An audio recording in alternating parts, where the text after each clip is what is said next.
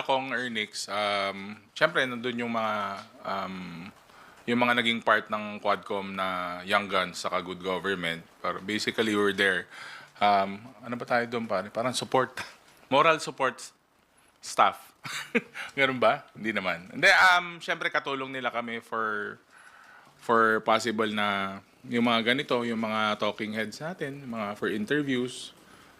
Nandun naman kami para at least alam namin yung mga mangyayari at posibleng mangyari. May pwede ba kayong i-share sa amin, like ano ba yung mga generally na pag-usapan, like mga scenarios, yung ganyan, what were tackled? Tapos, yung prominent, you mentioned prominent people, mayroon bang mga justices, meron ba kayong mga kinoconsult na ganun?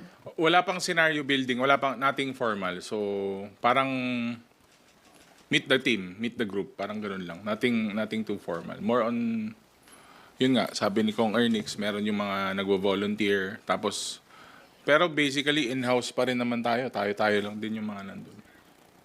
First time din, sir, na kumpleto ba kayo? Gano'n Hindi kayo rin. Madami pong, yung iba out of the country, yung iba nangangampanya. Ako naman kasi, a few hours drive lang naman ako from Manila. So, mas madali naman na makabiyahe.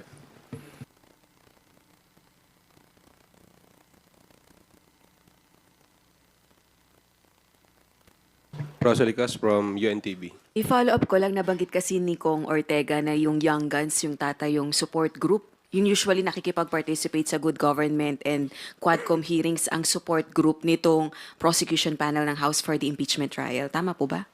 Hindi, the Young Guns will still be the Young Guns. Alam nyo naman, may opinion, may paninindigan. Saka kung ano na po yung ginagawa namin dito, wala pa naman pong impeachment noon, wala pa naman pong Quadcom noon. Basically, kung may issues po sa House at may issues for national government, even parochial, not only as mga humaharap po sa ating media, pati naman po yung mga ongoing na programs saka shows ng Young Guns, tuloy pa rin naman po. So basically, kung ano yung naumpisahan namin, yung pa rin po yung gagawin namin. Not only in terms of yung issues natin na like yung impeachment, ganun. Basta kung ano po naumpisahan ng Young Guns na trabaho, follow through pa rin po kami kahit na kampanya, kahit na meron na po tong issues ng impeachment. Basically, what we were doing from the start, yun pa rin po ang gagawin namin. Just to add sa sinabi ni Kong Pao na generally speaking, yung Young Guns kasi parang magkakaibigan yan eh. So if we hear something na pagkwentuhan, sumusupport kami sa isa't isa eh. So pag nagpunta si Pao, for example, sa isang meeting, daan din kayo dito, so privy kami doon sa mga nangyayari. Mahirap din kasi, like ngayon, nakaharap kami sa media, hindi namin alam kung ano yung nangyayari. And it's not just about impeachment, no? It's more of any national issues that bilang representante, bilang congressman, na dapat maalam kami sa mga current events so we can handle things in our level. At syempre, well-informed kami para yung sa constituency namin na ano namin yung mga pangangailangan din nila. Thank you. Some of the Young Guns are part of the secretariat. Hindi mga secretariat hindi naman po kami part ng secretariat. Siguro tutulong-tulong lang. Nagjo-joke lang kami na secretariat kami kasi nga more on ano kami. Siyempre dapat updated kami sa mga nangyayari. Hindi ko naman masasabing spokes kasi parang wala naman akong karapatan maging spokesperson. Although alam ko na ako ang darling of the media sa mga Young Guns. Self-proclaimed. Self-proclaimed yun na hindi sila nagdub sa akin. Saka malakas yung dating. Sorry pare. Pero yun nga, syempre dapat informed po tayo and if given the chance, halimbawa, nag-push through na tong impeachment, kung bibigyan kami ng upuan sa loob ng Senado, syempre gusto rin namin na ma-experience saka makita live in living color na nandun po tayo. So you're expected to attend the meetings of the prosecution panel every time they meet regularly? Hindi naman, pero syempre may mga meetings po na hindi naman siguro kami dapat kasama. Pero as much as possible, gusto naman po natin. Updated tayo kasi ang trabaho po niyang congressman, dapat alam po ng mga taga-district namin kung ano nangyayari. Well-informed sila. And alam nyo naman po, sa mga lugar natin, mahilig sila sa storya. Mahilig sila sa, kumbaga, sa latest. So, dapat alam din po ng taong bayan. Tsaka ma'am, if I may add lang po, yung whole processes na nangyayari ngayon sa Congress, like for example, not just impeachment, but kasali impeachment, nakakatuwa na naaaral natin yung proseso pag nangyayari. Minsan kasi nangyari years ago, 5 years, a decade ago, minsan nakakalimutan na natin yung proseso eh. O kami, even if we're part of Congress, we would want to brush up on the process itself, yung step by step, para nalalaman namin, hindi kami yung tolongges, so to speak.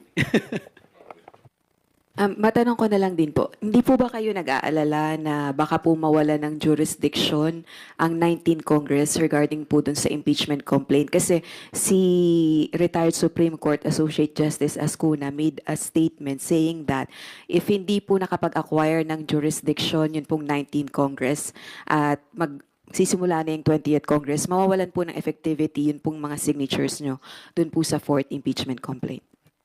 May mga iba-iba kasing opinion patungkol dyan. Pero sabi ko nga po, hindi naman kami abogado ni Kong Ernick. So definitely there has to be jurisprudence on this or kaya magkaroon ng nagkakaisa na ruling para dun sa kasi may mga legal opinions may iba-ibang opinions So until na maumpisahan to, hindi pa natin masisigurado kung ano nga po yung estado ng comment na yon.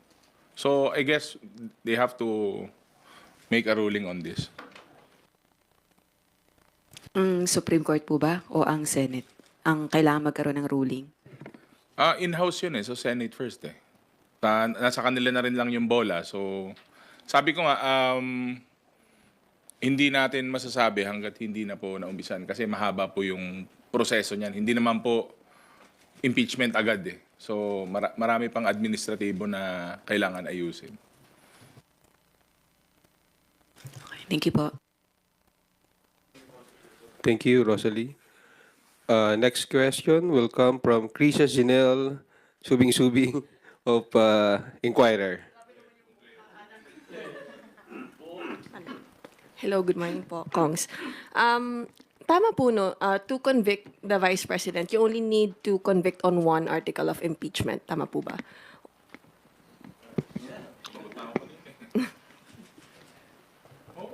Actually, tama ba? May seven articles of impeachment. As far as we know, yes. As long as you're guilty of one.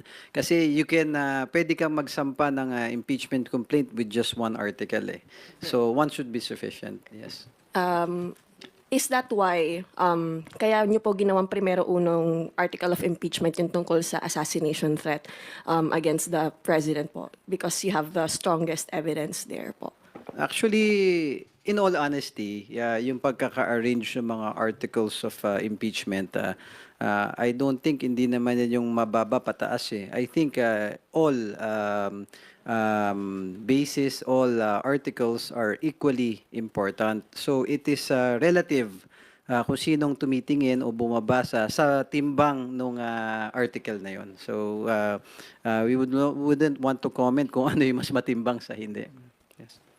But with the recommendation of the NBI po to file criminal charges in relation to Vice President Sara's comments po, would you say na you have a clearer path to conviction po?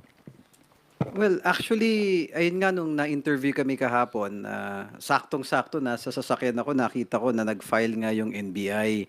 Actually, kasi ang NBI, presumption of regularity natin is an agency natin, National Bureau of Investigation.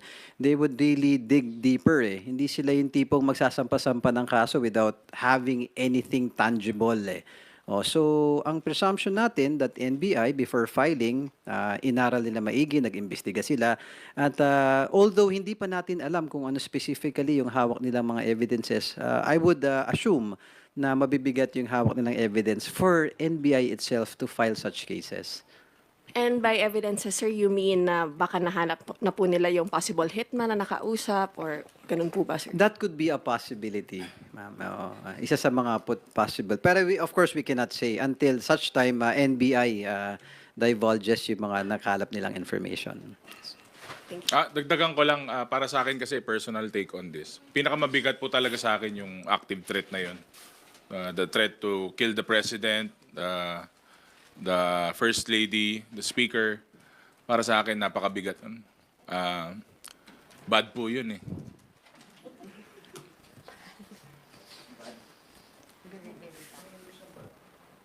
Thank you, Krisha. Any questions from our media friends? Willie Delgado from Radio 630. Go ahead. Good morning, ho. Dun sa 7 articles of impeachment, mag-qualify ho ba yun yung dalawang prayer na removal from office at saka yung perpetual disqualification? hindi po kami prosecutor. Sir, don't quote me on this. Sa maliit ko pong kaalaman, sa maliit kong kapala, opo, yun po sa, at least sa nabasa ko I hope I am right. Correct me if I'm mistaken.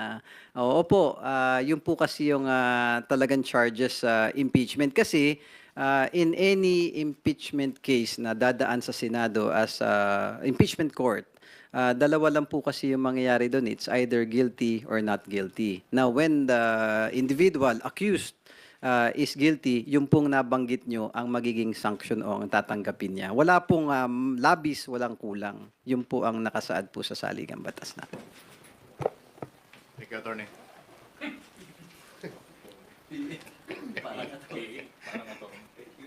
Thank you. Haji Camino from Brigada. You're recognized. Sir, morning. Masarap yung piatos. Anyway. Sarap, baong ko yung kanina. Sir, ang question ko, babalikan ko lang yung sa NBI. Kasi nag-release po ng very long statement si VP Sara kahapon. Sabi niya po, as expected. So, any comment po dun sa very short statement po ni VP? Nag-comment na ako actually yesterday na may video ako. Pero sabi ko nga, expected yun. Expected na. Expected din namin yun. Kasi sabi ko nga, i-death threat mo yung Pangulo, First Lady, saka Speaker. Sabi ko nga, bad yun. Dapat di ginagawa ng tao yun. Sama yun. Okay, sir. Again, ako kasi yung stand ko lagi na NBI kasi agency natin ng National Bureau of Investigations. Talagang if you'd go to the bottom of things, I'm sure that meron silang nangalap talagang evidence. So if there is enough grounds or evidence para mag-file sila, hindi po gagawin basta ng NBI, in my humble opinion. So I think talagang meron at wait and see tayo kung how things will proceed. Let the process proceed, sir. Sige. Total may shout out po kayo kanina kay President Marcos, Kong Pao. Maybe you would like to elaborate po on that. Particularly siguro yung magiging impact po nung very strong statements ni Pangulong Marcos against the, although hindi naman pinangalanan, pero obvious kumbaga kung sino po yung pinatutungkulan. Hindi. Ako dun talaga, ang kilig factor ko talaga dun. Yung sa West Philippine issue pa rin. Sabi ko nga, di ba, yung recent na press statement ko, yung mga mouthpiece, saka yung mga pro na China ang stand nila. Sabi ko, dapat pro-Pinoy tayo, pro-Pilipino. Kaya dun talaga yung nagustuhan ko na part ng speech niya na, di ba, hindi tayo papayag na ang kokontrol sa atin ibang bansa. Malakas po na message sa akin yun. Maliban po sa pag-endorso nga ng mga kandidato na kasama namin sa alyansa, naniniwala ako na personally, yun ang highlight para sa akin dun sa speech niya.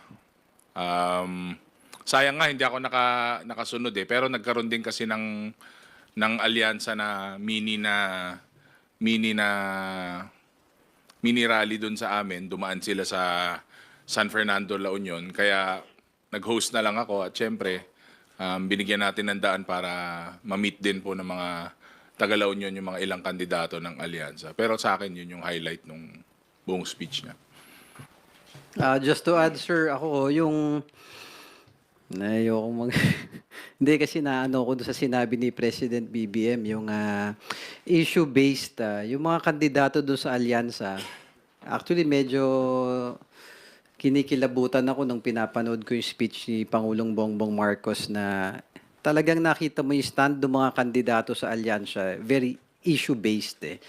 Talagang may stand sila bilang candidates eh. Ako kasi naniniwala na ayun, maraming nangangampanya na ngayon, nagsimula na yung national elections, maraming mga senatoriables na tumatakbo.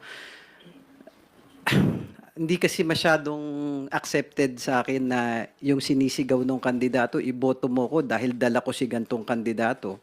Dahil nakaalyansa ako sa gantong partido. I think that should not be the case. We are all Filipinos eh. Those candidates who stand for our country should be the ones na pipiliin ng kababayan natin. And when I heard that President Bongbong Marcos was raising issues to stand para sa bansa natin. Kaya natutuwa ako na ito yung mga kandidato sa alyansa. And kami, na being part of the alyansa, will be really fighting for this senatoriables who are standing for our country, hindi kung kani-kaninong politiko o partido. Last question na lang po. I think this was refuted already by the former retired Supreme Court Associate Justice Carpio. But baka may comment lang po kayo sa sinasabi ni former Speaker Pantaleon Alvarez na pag napatalsik daw po si VP Sara through impeachment nga po, magtutulak daw po kay former President Duterte to run again for president in 2028. Good luck. Siya ba magwa-vice kay dating Pangulo? Siguro malamang tatakbo siyang senador or vice kasi parang ganun yung premise eh. So good luck po. Pwede naman pong okay lang naman po yun. Pwede siyang tumakbo. Baka ewan ko, baka lumaban din ako. Para i-oppose yung mga bad na pinaggagawa nila ngayon, kahit di ako manalo. Pero anyone can run, anyone can file for any position naman, basta qualified po. At saka number 1 na criteria po, dapat Pilipino. Siguro susunod na criteria, dapat mahal nila Pilipinas.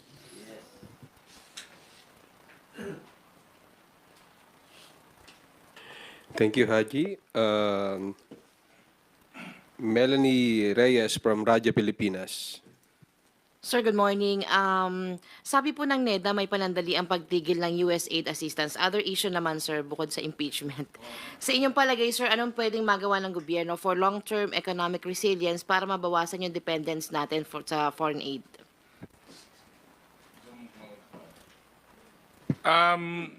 Well, marami pong interventions ang executive, no? Pero sa amin dito po sa legislative, nakikita naman po natin yung ginagawa sa murang pagkain, sa kayong mga other committees po. Hindi lang naman po yung foreign aid and financial aid. Sabi nga, we have to be sufficient and we have to have stability, sabi nga nila. Pati yung food security natin, isa rin sa mga tinitignan. So, magkakaakibat po lahat yan eh. So, on our part, sa House of Representatives po, siyempre yung policy support and policy development po, saka kung may mga kailangan tayong i-amend, doon po talaga yung dapat tutukan ng House. Although naka-recess po tayo ngayon, wala naman po limit na pwede po kaming mag-conduct ng mga hearings namin. Pwede naman pong gawin yun kahit na naka-break, kahit campaign period. Kasi nga, yun po ang number 1 na kailangan nating tutukan, yung mga bagay-bagay na yon, which is yun naman po ang prioridad ng ating Pangulo. So again on our part, yung pagsulong, development, policy support, saka kung ano man, kung kailangan namin pumunta sa ibang bansa at to seek kung paano nila ginagawa yun through other forms of legislation, or yung Pangulo, marami naman siyang treaties, marami naman siyang iba't ibang bansa na kaibigan, saka kasama. Marami pong other forms of aid coming in. Not only in terms of monetary or anumang aid yan. Kahit nga po, sabi ko nga, kahit na tuturuan lang nila tayo kung paano ginagawa sa ibang bansa para ma-overcome nila yung mga kakulangan po sa aid, okay lang po yun. At least, maraming sumusuporta pa rin po sa Pilipinas. Sir Valentine's bukas, singin ko lang yung reaction nyo. Kasi sabi sa SWS, nabawasan daw po yung mga Pilipino na very happy sa love life nila. Sa tingin nyo, may mga social or economic policies na pwedeng i-improve yung work-life balance. Kong earnings.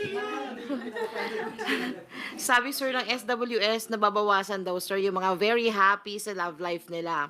So sa tingin nyo, may mga social or economic policies na pwedeng ma-improve yung work-life balance para maging satisfied sila sa relationship? Hindi ma'am, I think individual.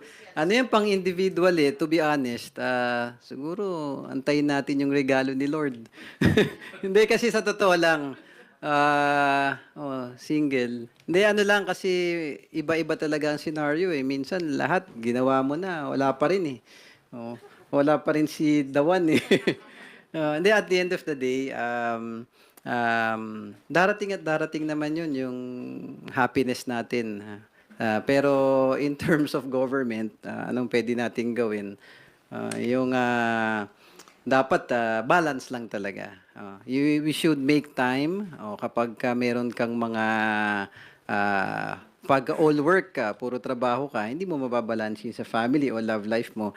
But at the end of the day, the government is always here listening sa mga needs ng tao at yung mga programa natin sa baba, I think it helps alleviate. Kami, ngayon darating na Valentine's, marami kami mga programs. Actually, sa lahat ng, pwede magsingit ng konti. Sa mga, sa mga nagmamahalan dyan. Sa distrito namin sa Tondo, nagbigay tayo ng mga regalo sa lahat ng mga babae hindi, mga bulaklak lang naman para sa mga taga-Tondo sa amin, mga barangay officials na nandiyan dyan. I hope nakapagbigay kami ng konting pagmamahal gaya ng sinasabi na malungkot sa love life. Kung wala tayong mga Valentines sa lahat ng single, tayo muna ang magkaka-Valentines ngayon. Kong Pao? Ganda ng sagot mo. Well, may mga bansa na nagme-measure ng happiness index.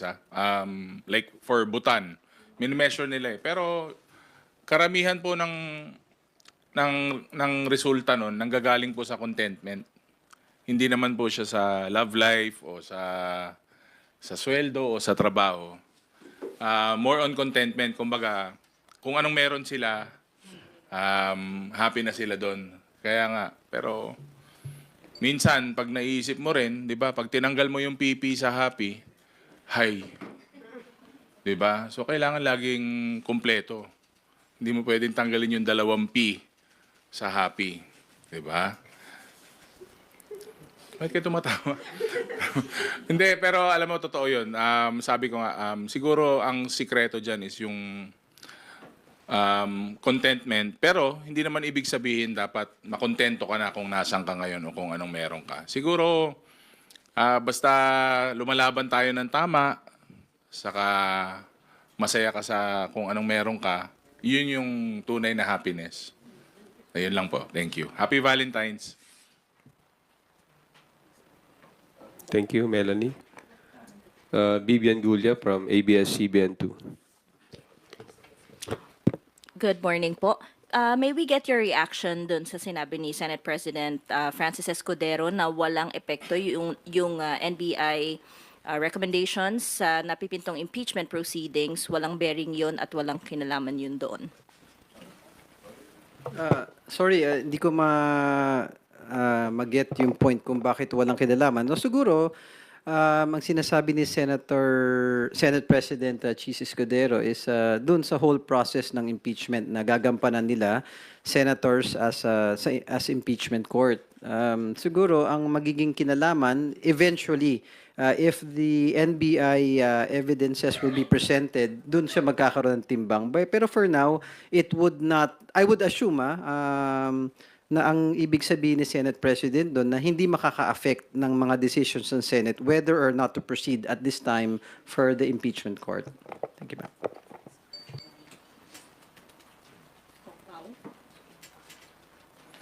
Tama po 'yun kasi iba naman po yung mga complaints na naihain. Separate naman po yung sa investigasyon ng NBI. Kasama po ba yung findings ng NBI doon sa ipe-present ng House prosecution as evidence sa impeachment court?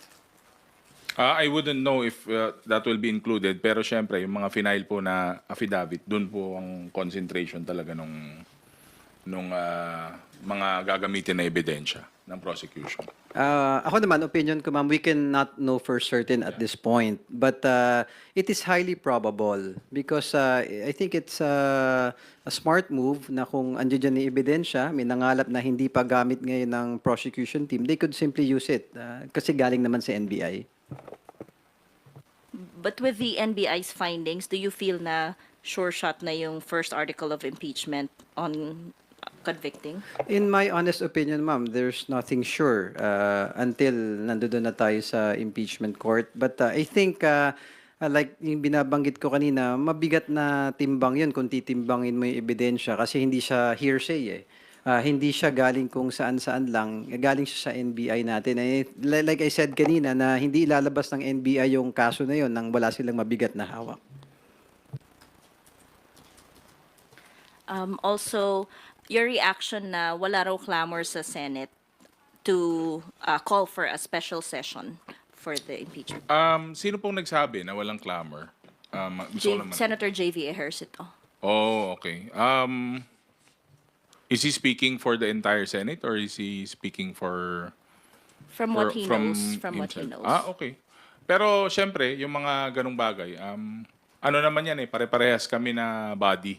So, hindi naman decision lang ng isang tao yan. So, we leave it up to them. Hintayin po natin kung anong magiging resulta or kung magko-call man sila ng caucus or meeting nila with regards to the impeachment or kung may clamor man o hindi. Sila po ang makakasagot nung tanong na yon.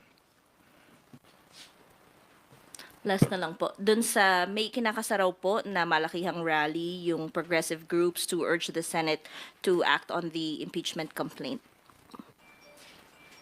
To my knowledge, wala pa naman po akong naririnig pero siguro baka may mga ugong-ugong kasi they have done it before. Ginawa na rin po nila sa harap ng Senado.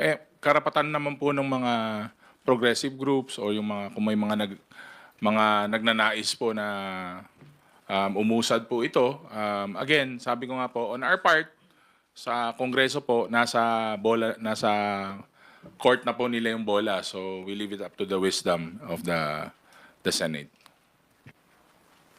Thank you po. Thank you, Bibian.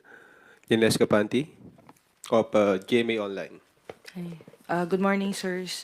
May statement kasi yung PDP laban led by former President Duterte na asking voters to choose wisely who they will vote for, especially in the Senate where the fate of the Vice President will be decided.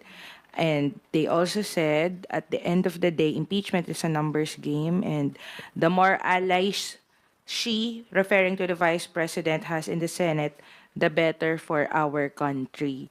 How do you respond to that? Do you agree with that statement or any violent reactions, if any? Kampanya kasi nila yun eh. So, yun ang basis ng buong kampanya nila is to add more numbers to help the Vice President. Makikita nyo naman po sa mga ibang kandidato, plataforma po ang binibida nila at saka pinapakita nila sa taong bayan. So, dapat po yung tao doon nakafocus sa plataforma po, hindi po yung pagprotekta lang po ng interes ng isang tao. Sabi ko nga, kaya nagandaan ako sa speech ng Pangulong Bongbong Marcos kasi ang isa sa highlights ng speech niya is pro-Pilipino saka paglalaban yung West Philippine Sea. Hindi ko lang po alam kung yun ang isa sa mga priority nung kabilang grupo. Just to add, I totally agree with what Kong Paulo Ortega said, ma'am, na yung mga kandidato kasi should not be based again sa personalities kung saan ka naka-alyansang party o kung ganitong tao ang sinusuportan. It should really be based kung maka-Pilipino ka or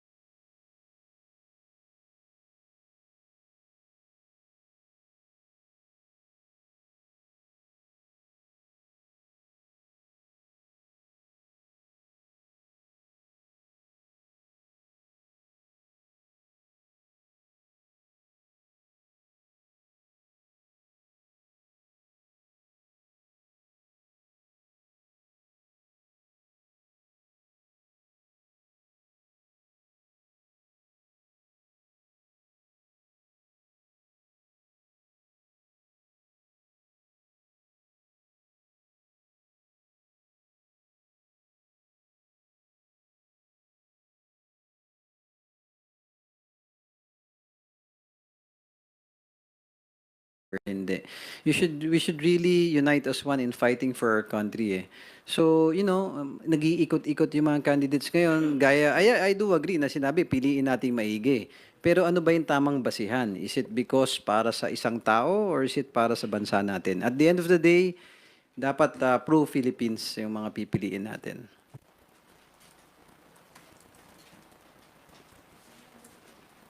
Inesca, do you have additional questions?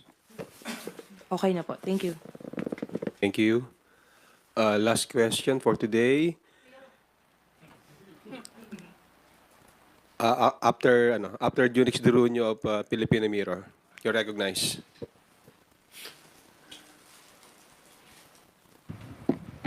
Nagtataka lang ako doon sa line-up ng alyansa. Nandun si Amy Marcos na alam naman natin na lantaran yung support niya sa mga Duterte. Si Amy Marcos ba, supportuhan niyo pa ba? Susuportahan mo pa daw ba si Senator Amy?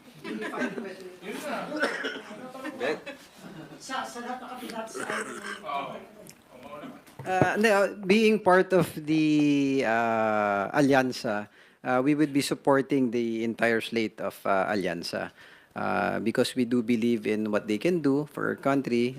So we just wish that every candidate who would win will deliver with the promises and that, again, yung pagmamahal natin sa bansa natin, sir. Anong gusto niyo yung sagot? Yung parang ganon? O ano? Hindi, ako susuportahan ko si Senator Amy.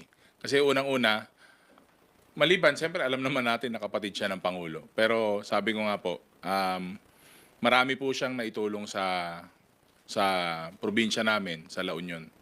Kahit nung hindi pa po siya for the election. At siyempre, kasama po namin siya, Ilocano po siya. So, susuportahan ko po siya. Hindi ko sasagutin. Thank you, Junix. Last question will come from Marian Enriquez of TV5. Sir, meron po kasing, in connection pa rin po sa impeachment lang, meron pong ilang groups, like for example, itong Bayan Muna po, Kong Neri Colmenares, they're calling on the Senate na mag-convene na as commanded by the Constitution. And he says that the Senate should forthwith proceed with the impeachment trial, hindi po not on June 2 or in the next Congress. Kayo po ba, I mean, dito sa House, wala po bang call na ganun? Like, are we just okay na kung ano po yung decision ng Senate? We stand by this? Well, na-impeach na kasi siya sa House eh. So, sabi ko nga, wala na sa bola natin, sa court natin yung bola. Although, we understand naman, may mga frustration coming from different groups. Ang kami naman, dito sa House of Representatives, syempre, nire-respeto rin po namin yung jurisdiction nila. Pero, dapat makinig din po siguro sila sa pulso ng nakakarami. Pero sabi ko nga, mahirap naman na pangimasukan yung bagay na yon. Although, kung ganyan kalaki yung clamor ng public, siguro kailangan nilang i-reassess or tignan nila kung what's the best course of action na i-take. Yun lang naman po ang take ko dun.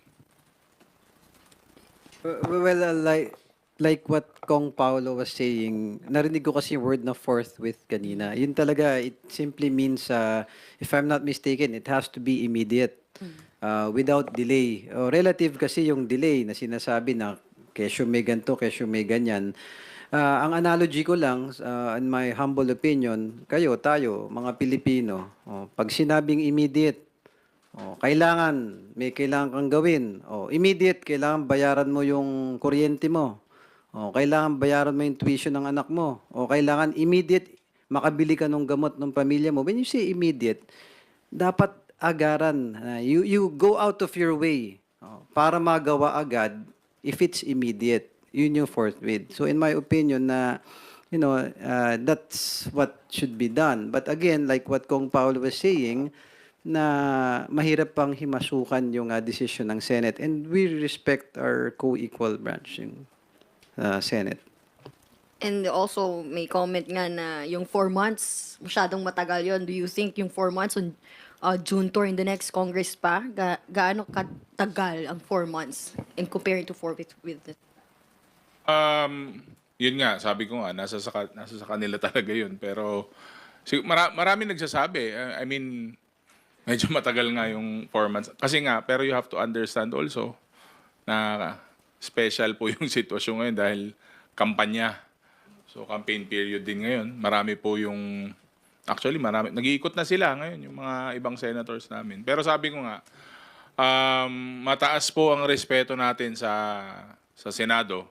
Alam po natin na may tiwala po tayo na gagawin nila yung tama at gagawin nila yung at mararamdaman po nila ang pulso ng taong bayan. Sigurado naman ako na hindi sila magdadalawang isip na tugunan yung kumbaga yung call to action ng taong bayan. Saka alam natin magagaling po yung mga ating mga senador. Nandyan po yung mga cream of the crop na pinili po ng taong bayan. So kaya nga pangarap ko rin po maging senador balang araw, pero mukhang hindi kaya ng budget. So, kaya tinitingala po sa iniidolo ko po sila dahil ang pangarap ko talaga maging senador. Pero baka mauna si paring Ernick sa akin. So, yun lang po. Thank you.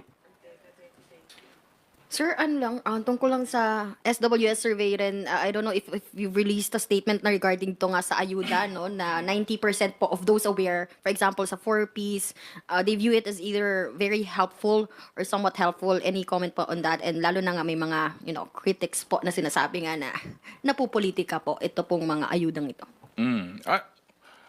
Kaya nga po nagawa yung mga programa na yun. Hindi naman po ginawa yan kahapon lang. Pinag-isipan po yan not only nung binabalangkas sa ginagawa yung batas. Nung ginagawa po yung mga IRR niyan, yung possible na amendments, pati yung mismong programa, alam naman ng mga agencies saka ng gobyerno kung anong pangangailangan ng tao. At yung 91% na yan is a reflection po na nakakatulong po sa marami yung ating mga ayuda. Not only po dun sa mga sectors na very, very vulnerable, pero bigyan nga po natin ng tulong yung mga kapusang kinikita, which is alam naman po natin na marami pong external factors na involved dyan. So, ang importante naman po nakakarating yan sa tao at hindi naman napupunta kung kani-kanino. So, masaya po tayo sa resulta na 91%. Konti na lang, 92% na. So, ang gusto po natin yung satisfaction ng ating mga constituents. Ibig po sabihin, nararamdaman po nila ang Bongbong Marcos government. Maraming salamat po. At gobyerno. Just to add, yung ayuda naman kasi hindi naman nakakalungkot na minsan dinidemonize yung ayuda. Sa totoo lang, ang ayuda, hindi lang naman ngayong admin yan It's been happening for the longest time. Ilang administrasyon na yung dinaanan. Bakit noon pwede, ba't ngayon masama? Bakit pag sa kanila pwede, bakit pag sa iba bawal, masama? At the end of the day, as long as nakakatulong, maraming nangangailangan. Yung bang pinagduduktong-duktong lang nung araw ng mga kababayan natin, lalo na sa amin, dun sa Tondo. Marami talagang nangangailangan. Yung simpleng maliit na ayuda, iisipin natin, sinasabi nung iba, dinidemonize sila na, wala naman yan, pang isang araw lang yun. No. Yung pang isang araw na yun, hindi mo alam kung gaano kalaking epekto sa mahirap na tao that could save their lives, na nakakatulong sa tao, o minsan na napapalago nila yung maliit na kabuhayan nila. Yung iba nga, kapit sa patalim, umuutang doon sa may payong tsaka nakamotor, yung mga Bombay. Hindi, sa totoo lang. Yun yung medyo nagagahasa yung mga kababayan natin. Pero yung simple at maayos na ayuda, as long as nakakarating doon sa tunay na nangangailangan, huwag naman sana nating masamain dahil lang sa politika. Again, like what I'm saying, yung ayuda, hindi lang ngayon nangyayari yan. Ilang administrasyon na ginagawa. Ang kaibahan lang ngayon kay Pangulong Bongbong Marcos, mas pinarami, mas pinaigting at mas maraming naaabot na direkta. Yung ba masama o yun mas nakakabuti para sa mga Pilipino? Saka sabi nga nila, yung nagdi-demonize pare, demonize di ba? Sir, last na lang, another SWS survey. 67% daw ng mga Pilipino show their love through acts of service. Kayo, sir, ano ba yung love language ninyo? And any Valentine's na message po? Siguro maybe, pag-usapan na lang natin sa Senate regarding impeachment.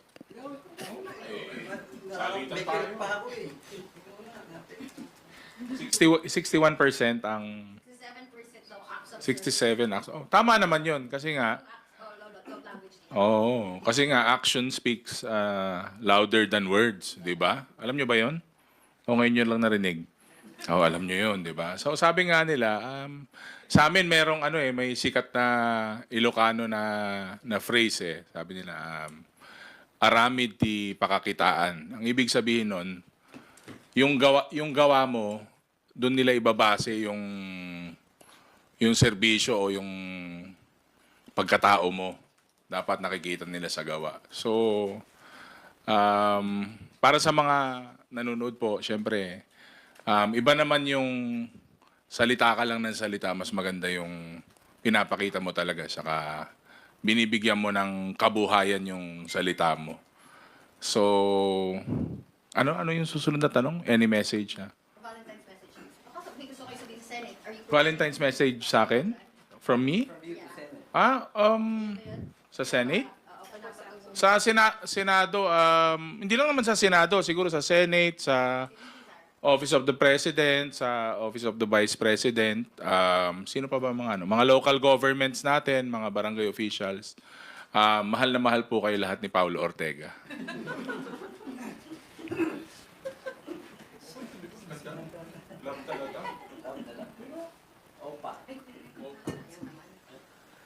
Okay, Rosalie Cas from UNTV.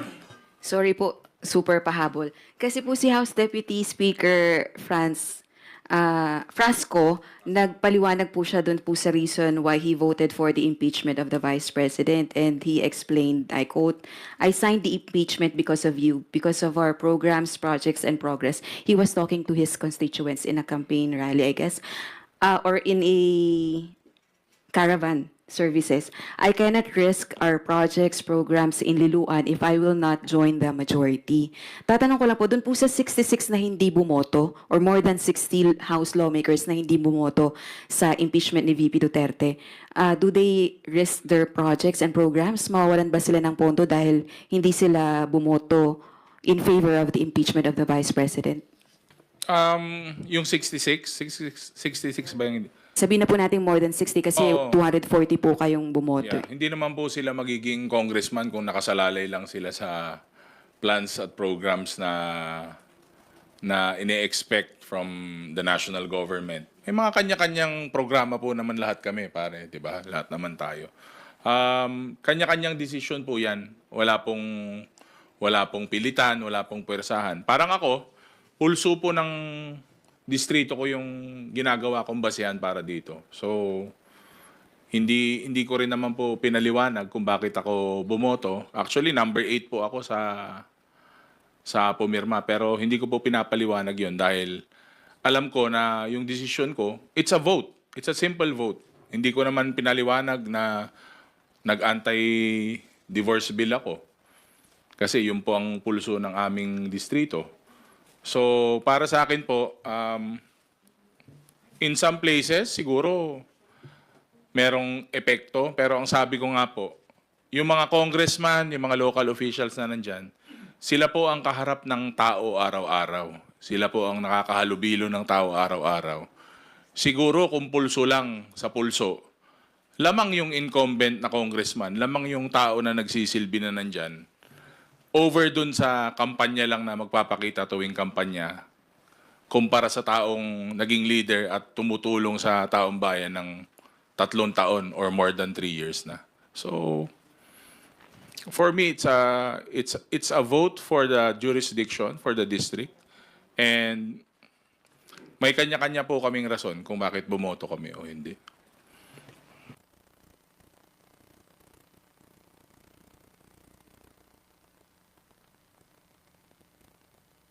So, pwedeng sabihin na yung mga hindi nag-no doon sa impeachment ni VP Duterte, hindi naman sila mawawala ng budget for their social services program.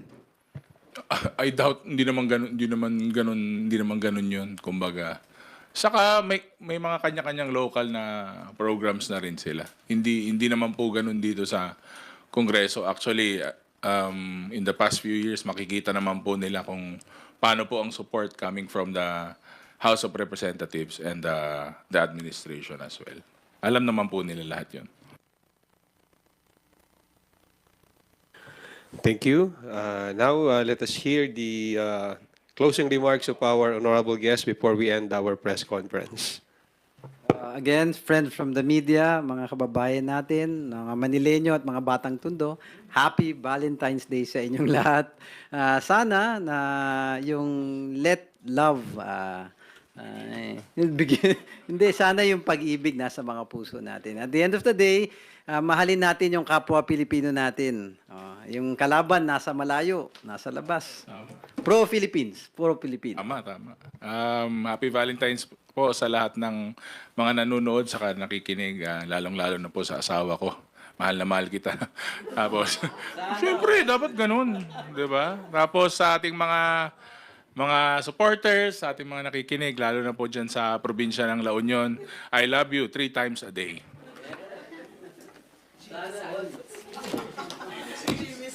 Thank you, Deputy Majority Leader.